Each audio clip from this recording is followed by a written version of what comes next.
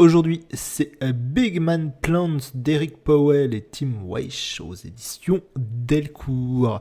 C'est un one-shot et c'est très, je pourrais continuer pendant des heures, très bien. Oui, pourquoi c'est très bien? Il faut peut-être un peu développer. Donc Big Man's Plan nous raconte l'histoire d'un nain bien badass, puisque un nain dont on n'a pas le nom en fait. Le personnage principal est le narrateur et il ne nous donne pas son nom. Donc on ne sait pas son nom, donc je vais l'appeler le nain malheureusement. Ce nain est évidemment pas né dans l'opulence, hein. Il est né dans une bonne vieille ville de bouseux d'Amérique, dans le Tennessee, comme on en voit dans pas mal de séries. La bonne vieille ville de bouseux, vous savez, hein, avec les secrets cachés, les trucs, les gens complètement abrutis.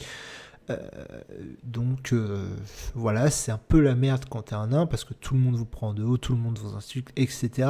La seule personne qui tient un tant soit peu à lui, c'est sa sœur et son père.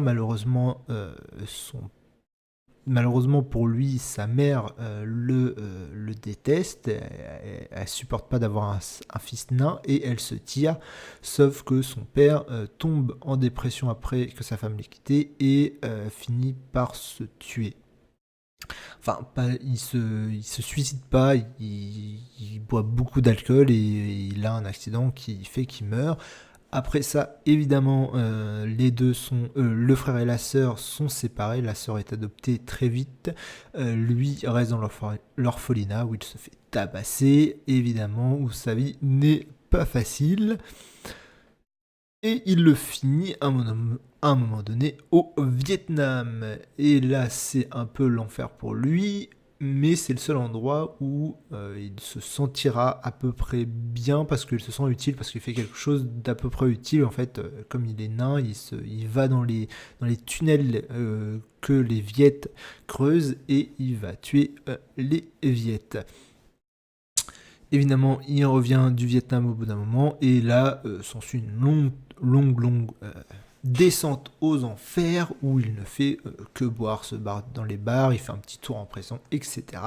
Jusqu'à ce qu'il reçoive une lettre d'une de ses amies d'enfance, la seule personne qui l'a à peu près bien traité dans son enfance, enfin autre que son père et sa sœur, et donc cette mystérieuse lettre, je vais pas vous dire ce qu'elle dit, mais ça le force à revenir au Tennessee, dans cette petite ville du Tennessee, et à buter du monde. Et là s'enclenche donc toute la deuxième partie. La première partie, c'est un peu son histoire jusqu'à ce qu'il sort du Vietnam, et la deuxième partie, c'est évidemment la vengeance bien sanglante qu'il met qui est fait, et c'est super bien raconté. Je veux dire, c'est donc comme j'ai dit, le nain et le narrateur, on est dans son esprit, on est avec lui, c'est glauque, l'ambiance est glauque, le dessin, je sais pas comment définir le dessin. Je vais pas montrer cette page-là, j'ai envie de me faire... Donc là, c'est l'un des flashbacks qui est un peu sur fond jaune, comme si c'était ancien, que c'était du vieux papier. Hop là, quand on revient dans le présent, on est sur du bon vieux blanc avec des cases, voilà, du comics, mais je sais pas si vous voyez, je sais pas comment décrire ce dessin. Ah, là, c'est vers la fin, quand il va tuer la dernière personne, et j'adore cette image là où on le voit après que on le voit là. C'est super bien dessiné comme vous avez vu, c'est assez réaliste, c'est très sanglant, c'est très gore, hein, faut pas se mentir. Comme je vous ai dit tout à l'heure, il y a des trucs que je peux pas montrer sur YouTube au risque de faire striker la vidéo. Alors, c'est... oui, comme je dis, c'est sanglant, ça se repose sur la base de qu'on voit assez souvent dans les séries ou même dans le cinéma, de la petite ville pouilleuse qui a de merde des États-Unis, où en fait à l'extérieur paraît que tout le monde est gentil, mais en fait c'est des gros connards ignorants, et voilà. Donc ça repose sur ça, et donc lui arrive pour faire le ménage, et donc voilà. Le thème principal, hein, alors tout le tout le tout le bouquin. euh, Tout le bouquin, c'est des gens qui insultent le nain, c'est des choses qui sont faites qui sont abominables, mais le thème, ça, mais le thème de Big Bang Theory, enfin, pour moi, de ce que je peux en dire, le gros du thème, et bah, c'est la tolérance, et c'est le fait